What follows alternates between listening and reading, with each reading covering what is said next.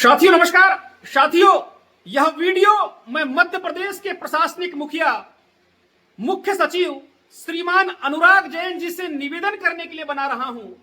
और मुख्य सचिव महोदय से मैं निवेदन कर रहा हूं कि आप अपने बालाघाट जिले के प्रशासनिक अधिकारी, कलेक्टर, एसपी और खनिज की उप संचालक से यह पूछे कि सुप्रीम कोर्ट के द्वारा रेत के अवैध उत्खनन के मामले पर मध्य प्रदेश सरकार को 2 बार डांट लगाने के बावजूद आपके द्वारा मध्य प्रदेश के सभी प्रशासनिक अधिकारियों को रेत के अवैध उत्खनन, अवैध भंडारण, अवैध परिवहन पर कार्रवाई करने के निर्देश देने के बावजूद बालाघाट मुख्यालय से 3 से 5 किलोमीटर की दूरी पर 5000 ट्राली रेत का अवैध भंडारण कैसे हो जाता है। और ये तो केवल कागजों में 5000 ट्राली रेत का अवैध भंडारण आपके अधिकारियों ने जब्त किया है। लगभग 20,000 ट्राली रेत का अवैध भंडारण बालाघाट मुख्यालय से 3 किलोमीटर से 5 किलोमीटर की दूरी पर खैरी में, भटेरा में, कुमारी में किया जाता है। और इससे बड़ा मजाक क्या हो सकता है मुख्य सचिव महोदय, कि तब जब बालाघाट जिले का रेत का टेंडर नहीं हुआ है और नदियों से रेत के उत्खनन पर प्रतिबंध लगा हुआ है, दिन के उजाले में और रात के अंधेरे में धड़ल्ले से बालाघाट जिला मुख्यालय से 3 से 5 किलोमीटर की दूरी पर खैरी में, भटेरा में रेत का अवैध उत्खनन प्रारंभ है और रेत चोर, रेत माफिया राजेश पाठक के लिए भंडारण किया जा रहा है। मैं बालाघाट जिला मुख्यालय से 50 किलोमीटर की दूरी पर रह रहा हूं। मुझे पता है कि रोज वहां पर मेरे पास सबूत के तौर पर पूरे वीडियो और जीपीएस लोकेशन में ये थोड़ा सा वीडियो आप देख सकते हैं।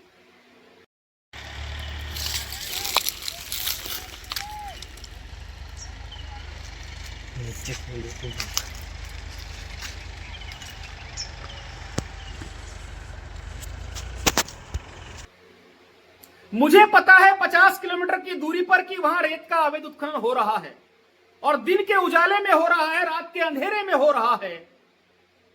आपके अधिकारी को 3 किलोमीटर की दूरी पर नहीं पता, कलेक्टर को नहीं पता, खनिज की उप संचालक को नहीं पता, एसपी को नहीं पता कि रेत का अवैध उत्खनन हो रहा है।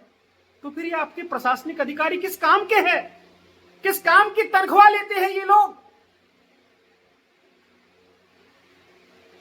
इतना मजाक बना के रख दिया है पूरे प्रशासनिक सिस्टम का, कानून का आपके अधिकारियों ने। क्या इनको सुप्रीम कोर्ट का भी डर नहीं है? क्या इनको आपके निर्देशों का भी डर नहीं है? क्या इनको कानून का कोई डर ही नहीं है?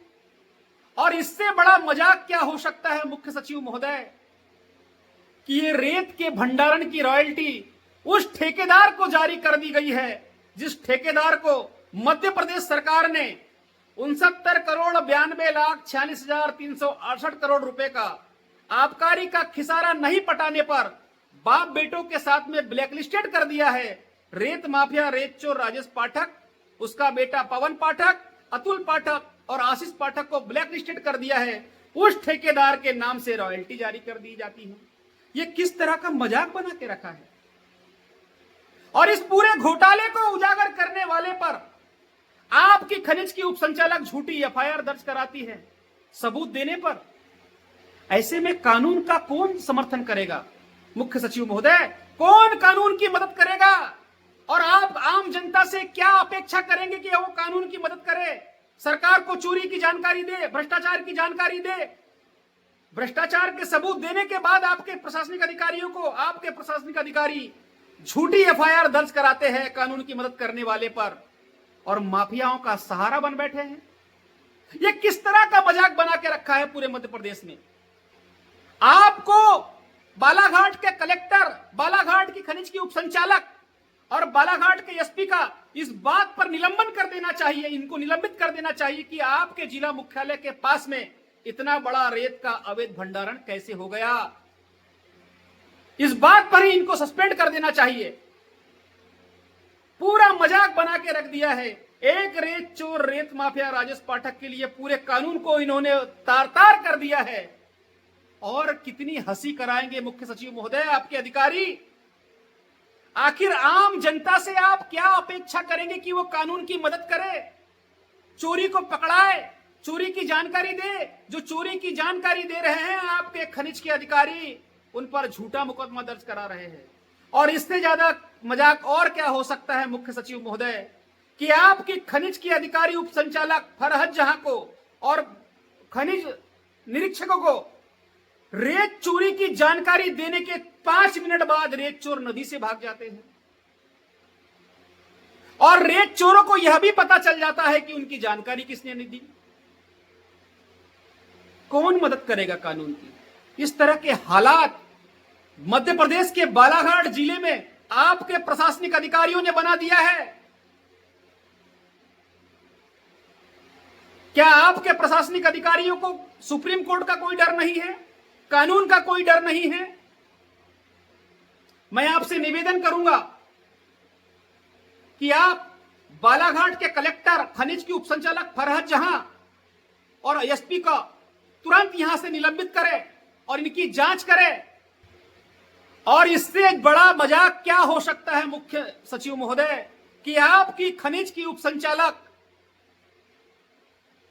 5 किलोमीटर की दूरी को 157 किलोमीटर बताकर रॉयल्टी कटवा रही थी और एक रॉयल्टी के समय में 10 से 12 ट्रैक्टर रेत चोरी करवा रही थी।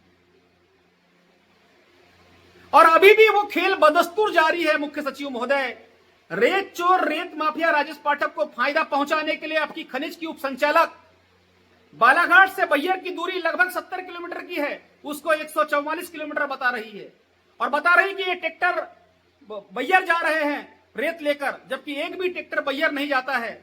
खैरी की रॉयल्टी काटी जाती है, बालाघाट शहर के आसपास रेत बेची जाती है और एक रॉयल्टी पर 10 से 12 ट्रैक्टर रेत चोरी करके बेची जाती है।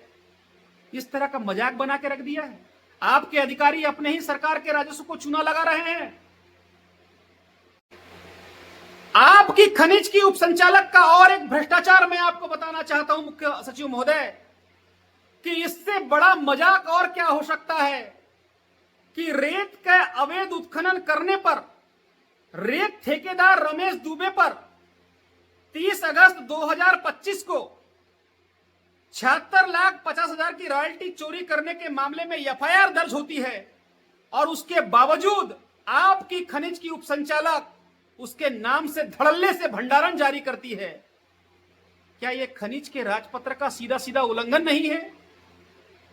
यह किस तरह का मजाक बना के रखा है आपकी खनिज की उपसंचालक ने?